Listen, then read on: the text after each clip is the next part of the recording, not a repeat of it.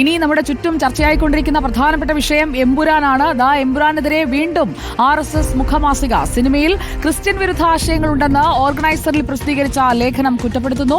Joyce Daniel നമുക്കൊപ്പം ചേരുകയാണ്. Joyce Daniel, അതായത് ദൈവപുത്രനെ ഒതുക്കാൻ സാത്താനെ ഉയർത്തെഴുന്നേൽപ്പിച്ചപ്പോൾ സർവശക്തനായ ദൈവവും ദൈവപുത്രനും ആരായി, ഞാൻ പ്രാർത്ഥിക്കാറില്ലച്ചോ എന്ന് പറയുന്ന മോഹൻലാലിന്റെ കഥാപാത്രം, ഇതെല്ലാം ചേരുന്ന ഒരു സിനിമയാണ് എമ്പുരാൻ എന്ന് പറയുന്നു. ഇതൊരു നിർമ്മിത പ്രൊപ്പഗൻഡ എന്നുള്ള ആരോപണമല്ലേ ഇപ്പോൾ ഓർഗനൈസർ തുടർച്ചയായി എഴുതുന്ന 4-മത്തെയോ 5-മത്തെയോ ലേഖനമായില്ലേ ഇപ്പോൾ?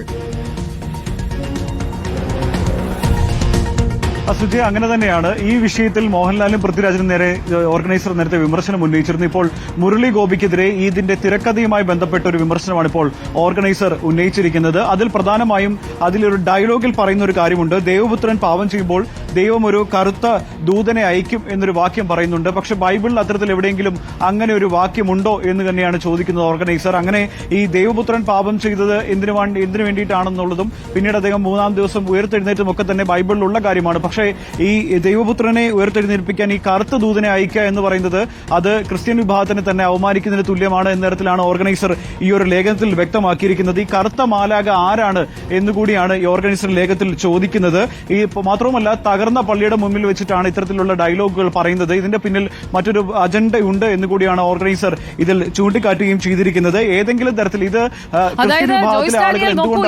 അതിന്റെ ടെക്സ്റ്റിലേക്ക് വന്നു കഴിഞ്ഞാൽ ആ ലേഖനത്തിൽ പറയുന്ന കാര്യത്തിന്റെ അതിന്റെ ഒരു ട്രാൻസ്ലേഷൻ നമ്മൾ നോക്കിയാൽ അത് ക്രിസ്ത്യൻ ലിഖിതങ്ങളുമായി, അതായത് ബൈബിളിലടക്കം ഇല്ലാത്ത കാര്യങ്ങൾ ദൈവത്തിന്റെയും ദൈവപുത്രന്റെയും ഒക്കെ പേരിൽ ചാർത്തിക്കൊടുത്തുകൊണ്ട് ലൂസിഫർ, അതായത് ലൂസിഫർ എന്ന് പറയുന്നത് ഡാർക്ക് ഫോഴ്സ് ആണ്. ലൂസിഫർ, അതുപോലെ സാത്താൻ സാധന, ഇപ്പോൾ സൈറ്റാനിക് വർഷിപ്പ്, അതൊക്കെ നമ്മൾ പല വാർത്തകളിലും അങ്ങനെയുള്ള ആളുകളെ കുറിച്ചൊക്കെ കേട്ടുവരികയാണ്.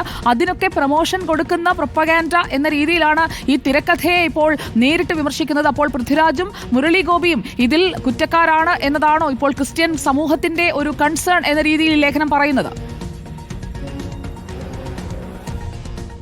ഓർഗനൈസർ ചോദിക്കുന്നത് എന്തുകൊണ്ടാണ് ക്രിസ്ത്യൻ വിഭാഗം ഇതിൽ പ്രതികരിക്കാത്തത്, അവരുടെ മൗനം വളരെ അത്ഭുതമായി തോന്നുന്നതാണ് ഓർഗനൈസർ ഇതിൽ പ്രധാനമായി എഴുതിയിരിക്കുന്നത്. ഈ കറുത്ത മാലാക എന്ന് പറയുന്നത് ലൂസിഫറിനെയാണ്. പക്ഷേ ബൈബിളിൽ എവിടെയെങ്കിലും ഇങ്ങനെ കറുത്ത മാലാക എത്തി ദൈവപുത്രനെ രക്ഷിക്കുന്നു അല്ലെങ്കിൽ ഉയർത്തെഴുന്നേൽപ്പിക്കുന്ന തരത്തിൽ എങ്ങും എവിടെയും പറയുന്നില്ല. അപ്പോൾ അത്തരത്തിലൊരു മിത്ത് എഴുതി ചേർക്കാനുണ്ടായ സാഹചര്യം എന്താണ്, എന്തുകൊണ്ടാണ് ക്രിസ്ത്യൻ വിഭാഗം ഇതിൽ പ്രതികരിക്കാത്തതെന്നാണ് ഓർഗനൈസർ ചോദിക്കുന്നത്. ബൈബിൾ പരിശോധിക്കുകയാണെങ്കിൽ ഈ ദൈവപുത്രനെ ഉയർത്തെഴുന്നേൽപ്പിക്കാൻ കറുത്ത മാലാക എത്തുന്നു എന്ന തരത്തിൽ എവിടെയെങ്കിലും ഒരു പരാമർശം ഉണ്ടായി എന്റെ ശ്രദ്ധയിൽ. ഏതായാലും അത്തരത്തിലുള്ള നീക്കങ്ങൾ, അത്തരത്തിലുള്ള എഴുത്തുകൾ അത് ഈ സിനിമയുമായി ബന്ധപ്പെട്ട് പ്രത്യേക ഒരു പ്രൊപ്പഗാൻഡ ഉണ്ടാക്കാൻ വേണ്ടി തന്നെയാണെന്നാണ് ഓർഗനൈസർ ഇതിൽ എഴുതി പറഞ്ഞിരിക്കുന്നത്. ഒപ്പം ഈ ഒരു വിഷയത്തിൽ ഏതെങ്കിലും ഒരു മുസ്ലിം വിഭാഗവുമായി ബന്ധപ്പെട്ട് അവരുടെ പുസ്തകത്തിലെ ഏതെങ്കിലും ഭാഗങ്ങൾ അടർത്തി മാറ്റി ഇത്തരത്തിൽ ഏതെങ്കിലും ഒരു സിനിമ ഇറക്കിയാൽ അതിന് എന്തൊക്കെ ബഹളം ഉണ്ടാകും എന്നുകൂടി ഓർഗനൈസർ ചോദിച്ചു വെക്കുന്നുണ്ട്. ഏറ്റവും ഒടുവിൽ ഈ വിഷയത്തിൽ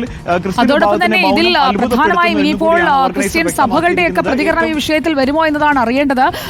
ആ സിനിമ ജോയ്സ് കണ്ടെങ്കിൽ അതിൽ മനസ്സിലാകും. അതിൽ ഈ ആഫ്രിക്കൻ ഡ്രഗ് കാർട്ടലിന്റെ തലവനായിട്ടുള്ള കബൂഗയെ തകർക്കുന്നതിന് വേണ്ടി ലൂസിഫർ ഈ കോംപ്രമൈസ് മീറ്റിംഗ് വെക്കുന്നത് അവിടെ തകർക്കപ്പെട്ടിരിക്കുന്ന കാരാഘോഷാണ്. കാരാഘോഷ് എന്ന് പറയുന്നത് ഈ ഇറാഖിലെ ഒരേ ഒരു ക്രിസ്ത്യൻ നഗരമാണ്. അപ്പോൾ അങ്ങനെയുള്ള പല പല റെഫറൻസസ് അത് ഓരോന്നും എടുത്ത് ഇഴകേറി പരിശോധിച്ച് വിമർശിക്കുകയാണ് എന്ന് വേണം ചുരുക്കത്തിൽ മനസ്സിലാക്കാൻ, അല്ലേ ജോയ്സ്? അങ്ങനെ തന്നെയാണ്. ക്രിസ്ത്യൻ വിഭാഗത്തിന്റെ ഏറ്റവും ചെറിയ പള്ളികൾ മാത്രമുള്ള ഏറ്റവും ചെറിയ സ്ഥലം കുറഞ്ഞൊരു ഏരിയയാണ് അവിടെ കൊണ്ടുപോയി ഇത്തരത്തിലൊരു ഷൂട്ട് ചെയ്യുമ്പോൾ അതിന്റെ പിന്നിലും മറ്റൊരു അജണ്ടയുണ്ട് എന്ന് തന്നെയാണ് ഓർഗനൈസർ ലേഖനത്തിൽ പറയുന്നത്. ചുരുക്കത്തിൽ നേരത്തെ പൃഥ്വിരാജിനും മോഹൻലാലിനും എതിരെയാണെങ്കിൽ ഇപ്പോൾ മുരളി ഗോപിക്കെതിരെ കൂടി വിമർശനം ഉന്നയിക്കുകയാണ് ഓർഗനൈസർ ഈ ലേഖനത്തിൽ കൂടി എന്ന് പറയേണ്ടി വരും. അതിൽ കൃത്യമായി ക്രിസ്ത്യൻ വിഭാഗത്തിന്റെ അവരുടെ വിശ്വാസങ്ങളെ ചോദ്യം ചെയ്യുന്ന രീതിയിലേക്കുള്ള നീക്കങ്ങളാണ് ഇപ്പോൾ ഉണ്ടായിരിക്കുന്നത് എന്നുകൂടിയാണ് ഈ ലേഖനത്തിൽ വ്യക്തമാക്കിയിരിക്കുന്നത്. പ്രത്യേകിച്ചും പ്രതികരണം എന്നതാണ് നമുക്ക് അറിയേണ്ടത്. ക്രൈസ്തവ സമൂഹം ഇത് ഏറ്റെടുക്കുന്നുണ്ടോ അതോ കേവലം ഓർഗനൈസറിന്റെയും RSSന്റെയും വിമർശനം മാത്രമാണോ ഇത് ക്രൈസ്തവ സമൂഹത്തിന്റെ കൺസേൺ എന്ന് പറഞ്ഞുകൊണ്ടാണ് ആ തലക്കെട്ട് തന്നെ വന്നിരിക്കുന്നത്. ജോയ്സ്, ഇതിൽ CBCIയുടെ അടക്കം പ്രതികരണം നമുക്ക് തേടാവുന്നതാണ് ദില്ലിയിൽ നിന്ന്.